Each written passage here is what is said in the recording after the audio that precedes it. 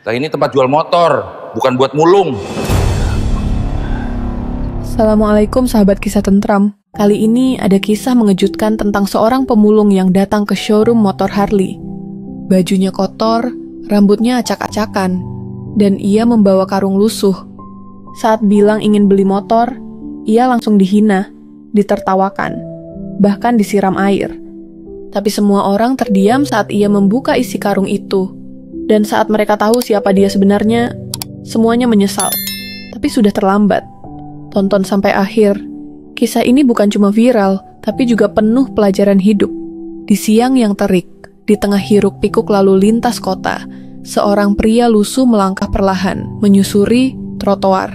Kaos putihnya penuh noda, sobek di bagian bahu dan dada.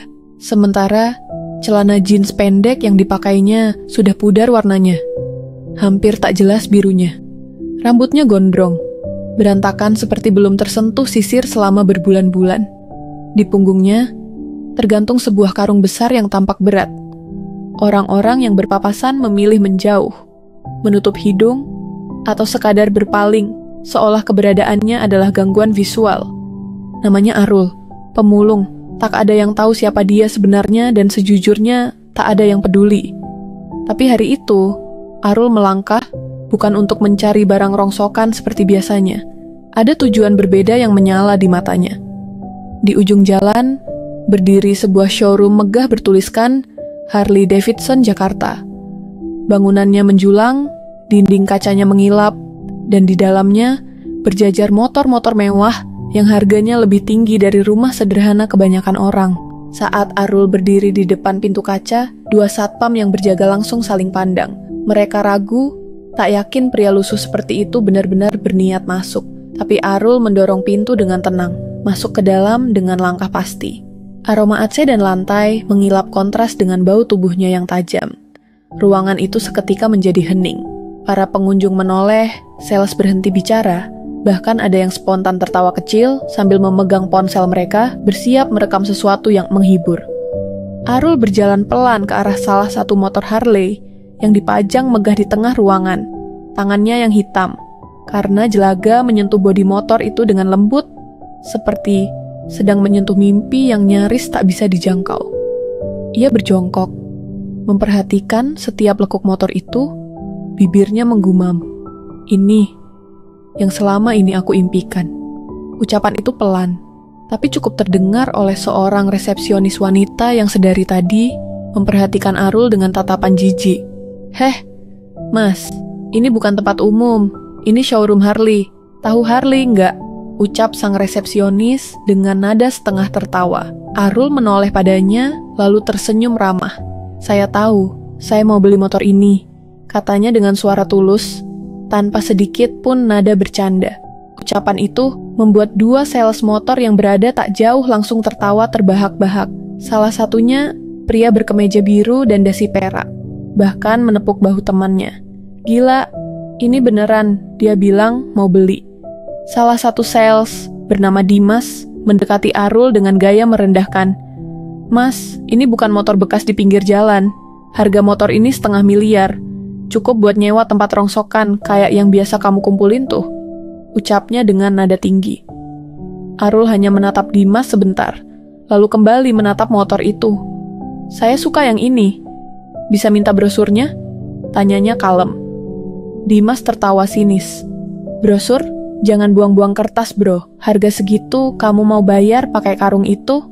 Karung di punggung Arul memang mencuri perhatian. Lusuh, kotor, dan tampak berat.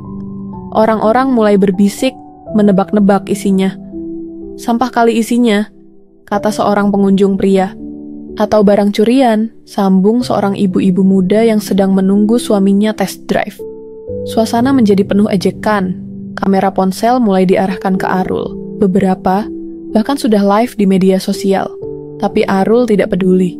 Ia masih berdiri tenang, mengamati motor impiannya dengan mata yang berbinar. Di sudut ruangan, kamera CCTV showroom merekam semua kejadian. Dan di luar showroom, langit mulai mendung. Namun di dalam ruangan itu, badai sudah mulai terbentuk. Bukan badai cuaca, tapi badai keangkuhan manusia. Satu keputusan kecil Arul hari itu, satu langkah sederhana masuk ke tempat orang-orang kaya, telah menjadi pemicu kisah yang akan membuat banyak orang terdiam menahan malu. Tapi tak ada yang tahu itu. Belum. Salah satu satpam akhirnya maju. Wajahnya mulai kesal karena suasana showroom jadi kacau. "Mas, kalau tidak beli, silakan keluar ya. Ini tempat resmi, bukan tempat mangkal," katanya dengan suara tegas. Arul memalingkan wajahnya, lalu menatap semua orang di ruangan itu. Saya datang baik-baik, tapi kalau saya harus membuktikan dulu siapa saya. "Baiklah," ucapnya perlahan sambil mulai membuka ikatan karung yang dibawanya. Dan saat itu, seluruh ruangan mendadak hening. Bahkan, suara AC pun seolah lenyap. Saat simpul karung di tangan Arul mulai terlepas, semua mata memandang dengan penasaran, campuran antara rasa ingin tahu, jijik, dan tawa yang ditahan. Jangan-jangan benar nih, isinya botol plastik, celetuk seorang pria yang sedang duduk di pojok sambil merekam dengan ponsel. Seorang sales wanita yang berdiri tak jauh bahkan menutup hidung dan melangkah mundur, seolah takut ada bau menyengat keluar dari karung itu. Tapi Arul tetap tenang, seolah tidak terganggu oleh hinaan yang bertubi-tubi. Tiba-tiba, satpam showroom, seorang pria berbadan kekar bernama Togar, datang dengan langkah cepat. Tanpa basa-basi, ia merampas karung itu dari tangan Arul. Sudah keterlaluan kamu ya. Ganggu pelanggan, bikin rusuh, bawa-bawa karung segala," bentaknya sambil mengguncang tubuh Arul. Sales bernama Dimas menimpali sambil tertawa. "Udah diusir aja, Pak. Nanti showroom ini jadi tempat pemulung nongkrong." Arul mencoba menjelaskan, "Saya cuma mau beli motor. Saya serius." Tapi belum selesai kalimat itu, Satpam Togar menyiramkan sebotol air mineral dingin ke kepala Arul. "Biar segar dikit. Udah dekil. Panas pula tempat ini gegara kamu," kata Togar dengan sinis. Air itu mengalir pelan di wajah Arul, membasahi kaos lusuh dan rambut gondrongnya. Namun, alih-alih marah, Arul hanya menunduk dan menghela napas panjang. Suara tawa semakin keras terdengar dari berbagai penjuru showroom. Salah satu karyawan lain bahkan sempat merekam dari dekat sambil berkata, "Coba lihat netizen, ini gaya baru beli Harley. Bawa karung, pakai air siram-siraman. Viral nih." Sementara itu, pengunjung mulai membanjiri kolom live TikTok yang sudah ditonton ribuan orang, sebagian tertawa, sebagian ikut menghina. "Mana uangnya? Pasti minta diskon pakai botol Aqua," tulis satu komentar. Namun, di balik itu semua, mata Arul tetap tenang. Ia perlahan berdiri, mengangkat kembali karungnya, dan berkata dengan suara datar, "Kalian semua sudah selesai tertawa? Atau masih mau tambah lagi sebelum saya tunjukkan yang sebenarnya?" Ucapan itu membuat sebagian orang terdiam, merasa aneh dengan sikap percaya diri Arul yang justru tak gentar setelah dipermalukan begitu parah. Dimas mencibir, "Oh, jadi ini bagian twistnya ya? Apa kamu mau bilang kamu anak konglomerat yang menyamar?" Tawa palsu kembali menggema. Tapi Arul menatap tajam ke arah Dimas, lalu meletakkan karung itu di lantai, membuka sepenuhnya ikatannya, dan mulai menarik isinya satu persatu. Bukan botol plastik, bukan kardus bekas, tapi tumpukan uang tunai. Diikat rapi dengan plastik bening, berlapis-lapis, semuanya pecahan 100.000 rupiah. 1 bundel, 2 bundel, 3 bundel. Dalam hitungan detik, lantai showroom penuh dengan uang yang membentuk bukit kecil. Seseorang dari belakang berteriak kaget, Itu uang asli? Astaga!" Bahkan si satpam yang tadi menyiram air perlahan mundur, wajahnya pucat. Sales yang tadi paling keras menertawakan kini tak bisa mengucapkan sepatah kata pun. Semua yang tadi sombong dan angkuh kini diam membeku, ditelan rasa malu. Arul berdiri di tengah tumpukan uang itu, wajahnya basah, tapi matanya tajam menusuk semua yang ada di sekitarnya. "Saya bukan pengemis, saya datang ke sini dengan niat tulus.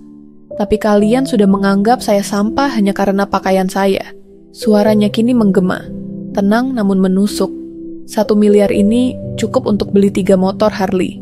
Bukan cuma 1, tapi sekarang saya berubah pikiran. Tiba-tiba, seorang pria dari pojok showroom berlari mendekat. Ia mengenakan kemeja batik rapi dan membawa tablet di tangannya. Wajahnya panik. "Maaf, ini Pak Arul Hartanto ya? Pemilik PT Rosok Mandiri Sejahtera?" Semua mata langsung beralih ke pria itu. Ia adalah kepala marketing showroom tersebut. "Kami pernah kerja sama dengan perusahaan Bapak. Kami sungguh minta maaf atas kejadian ini." Seluruh showroom mendadak sunyi senyap. Tak ada lagi yang berani tertawa. Tak ada yang berani mengangkat ponsel. Beberapa karyawan mulai tertunduk.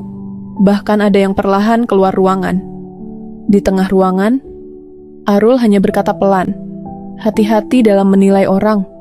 Hari ini saya datang sebagai tamu. Kalian perlakukan saya seperti binatang. Tapi ingat, yang paling menjijikkan itu bukan penampilan, tapi hati yang penuh kesombongan." Setelah semua orang terdiam, hanya suara langkah Arul yang terdengar saat ia berjalan pelan menuju motor Harley di tengah showroom. Ia menatap motor itu, lalu berbalik menghadap seluruh ruangan dengan sorot mata tajam. Tak lagi ada sisa senyum, tak ada lagi kesan pemulung tak berdaya. Yang berdiri di depan mereka kini adalah seorang pria muda penuh wibawa, dengan aura yang membuat siapapun terpaksa menghormatinya. "Nama saya Arul Hartanto," ucapnya lantang, "pemilik dan pendiri PT Rosok Mandiri Sejahtera. Kami memiliki lebih dari 80 armada truk pengangkut besi tua dan bekerja sama dengan sejumlah pabrik besar di Jawa dan Kalimantan." Suaranya tenang, tapi tiap katanya seperti tamparan keras bagi mereka yang tadi meremehkan. Beberapa sales langsung pucat, terutama Dimas yang dari tadi paling keras menghina.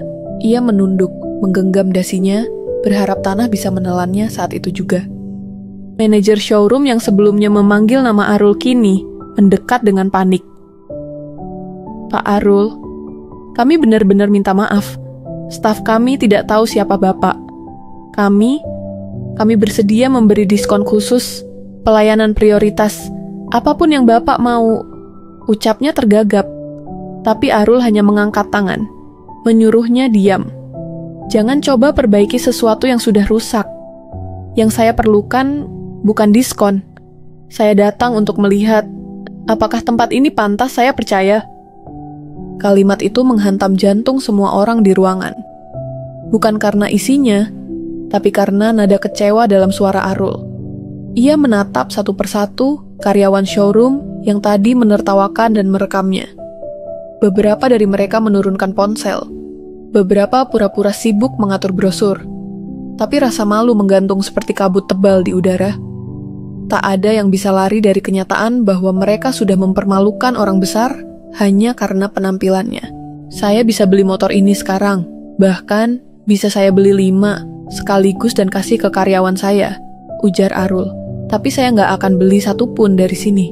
Ia lalu menatap ke arah kamera CCTV. "Saya harap atasan kalian nonton rekaman ini, karena kalian butuh pelatihan. Bukan soal cara menjual, tapi cara menghargai manusia." Manajer mencoba menyela, tapi Arul menatapnya tajam, membuatnya mundur dengan wajah memerah. Arul berjalan menuju pintu keluar, tapi sebelum keluar, ia berhenti di depan Satpam Togar yang sebelumnya menyiramnya dengan air. Tatapannya tajam, tapi tenang. "Kamu lihat saya kotor, tapi hari ini saya yang bersih justru disiram air oleh orang yang mengaku menjaga tempat ini. Kau jaga apa? Fasilitas atau harga diri manusia?" Togar tak sanggup menjawab. Ia hanya menunduk, air mata menetes di pipinya. Ia sadar, perlakuannya lebih kejam dari orang yang tak berpendidikan. Di luar showroom, beberapa pengunjung yang tadi merekam kini justru membela Arul. Salah satu pria paruh baya menghampirinya. "Pak, saya nggak kenal Bapak siapa, tapi saya malu jadi bagian dari kerumunan tadi. Terima kasih karena sudah membuka mata kami." Arul hanya mengangguk. Ia menaikkan karungnya kembali ke punggung, lalu berjalan meninggalkan showroom itu tanpa menoleh lagi, meninggalkan lantai yang masih dipenuhi uang.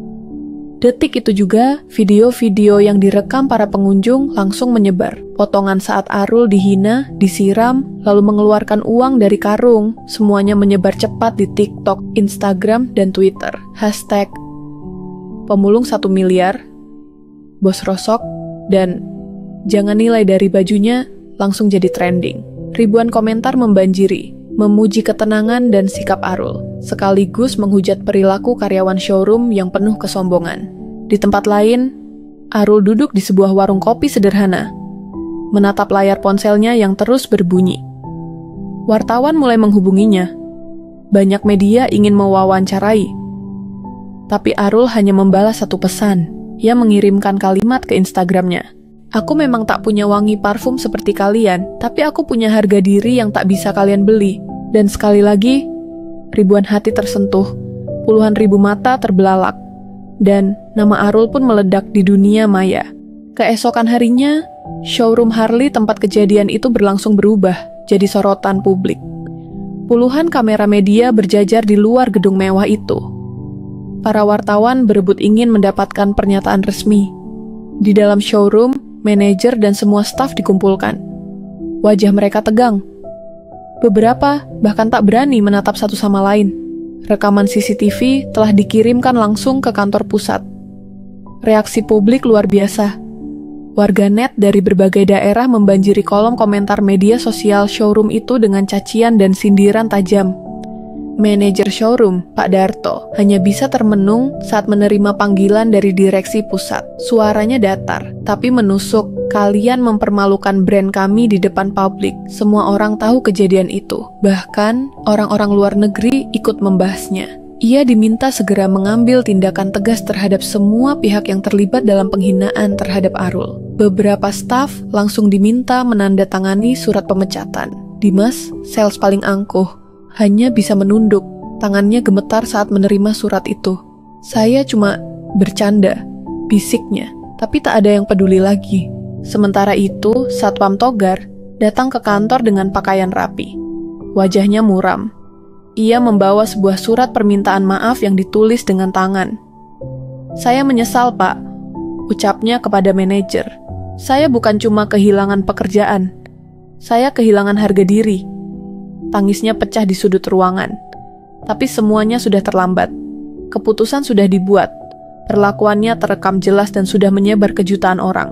Dunia tidak akan mudah melupakan wajahnya yang menyiram seorang pria miskin dengan air dingin. Di luar showroom, beberapa influencer dan YouTuber datang untuk meliput lokasi kejadian. Mereka berdiri di tempat Arul, dulu membuka karungnya dan berkata, "Disinilah harga diri seseorang diuji, bukan oleh uang, tapi oleh tatapan manusia."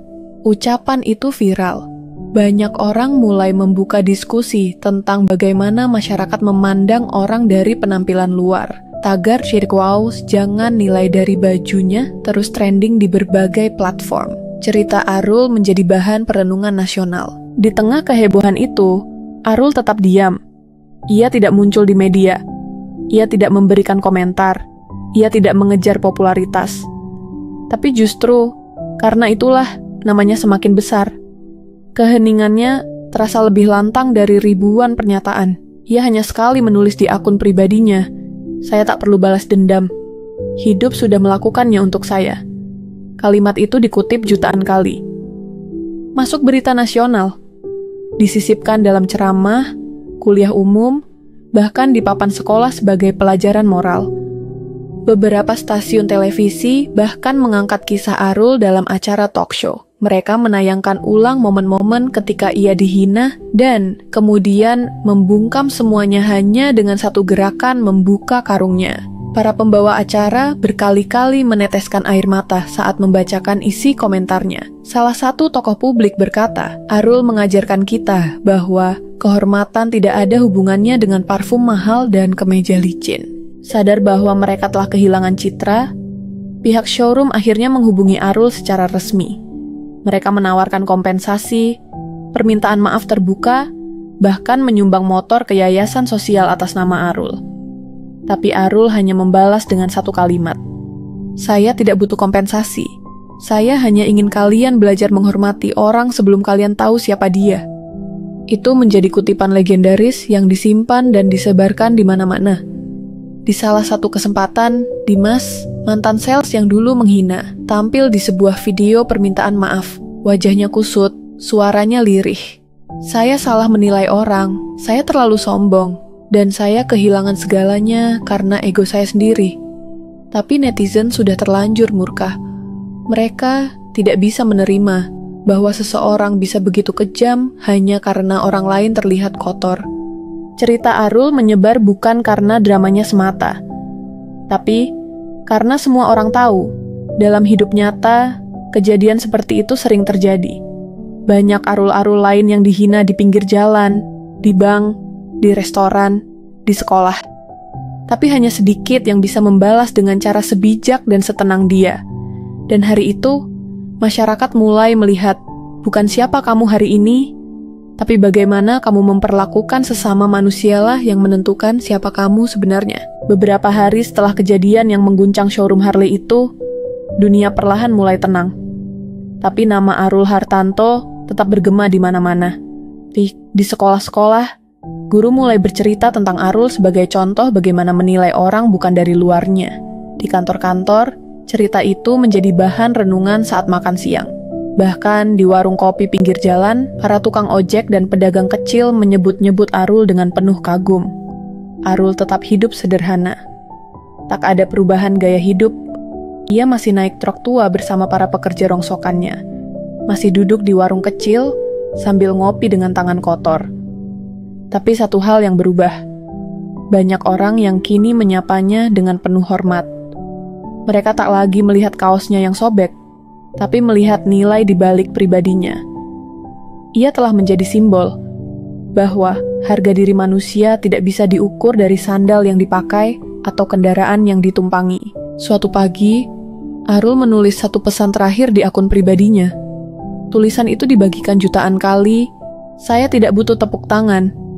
Saya hanya ingin lebih banyak orang belajar diam saat ingin menghina, dan berpikir 2 kali sebelum menertawakan. Karena kadang, orang yang kalian remehkan hari ini bisa jadi orang yang kalian hormati esok hari. Pesan itu mengalir ke seluruh penjuru negeri. Orang-orang yang dulu menghina mulai berpikir ulang. Dimas, Satpam Togar, dan semua staf showroom yang dulu mempermalukannya kini menjalani hidup dengan luka malu yang sulit dihapus. Tapi bagi Arul, itu bukan soal balas dendam. Itu soal pelajaran. Dan ia telah menyampaikannya dengan cara yang paling bermartabat. Cerita Arul menjadi buku, dijadikan bahan seminar, bahkan difilmkan. Tapi yang paling berharga adalah dampaknya. Banyak orang mulai memperlakukan pemulung, tukang becak, buruh, dan tukang sapu dengan lebih hormat. Karena satu video yang viral bisa mengubah cara berpikir satu generasi. Dan pada akhirnya, Arul tidak membeli motor Harley dari showroom manapun. Ia malah membeli motor biasa untuk keperluan operasional karyawannya, dan menyumbangkan sebagian uangnya ke panti asuhan. Ketika ditanya kenapa tidak beli Harley yang ia impikan, Arul hanya tersenyum. Yang saya kejar bukan motornya, tapi bagaimana saya bisa membuka mata orang dengan cara sederhana. Sahabat kisah tentram. Cerita ini bukan hanya tentang seorang pemulung yang punya uang 1 miliar. Ini tentang kita semua. Tentang bagaimana kita memandang sesama manusia. Pernahkah kita secara tidak sadar menilai orang dari bajunya? Pernahkah kita merendahkan mereka yang terlihat tidak layak menurut standar kita? Kalau kamu pernah merasakan dipandang rendah, atau kamu pernah melihat orang baik diperlakukan semena-mena, silakan tulis di kolom komentar. Bagikan ceritamu, siapa tahu bisa jadi pelajaran untuk yang lain. Klik like. Kalau kamu setuju bahwa harga diri bukan soal penampilan, subscribe channel ini untuk cerita-cerita inspiratif lainnya yang akan menggetarkan hatimu. Dan jangan lupa, bagikan video ini ke temanmu, ke keluargamu, agar kita semua bisa belajar jadi manusia yang lebih baik. Sampai jumpa di kisah berikutnya. Wassalamualaikum warahmatullahi wabarakatuh.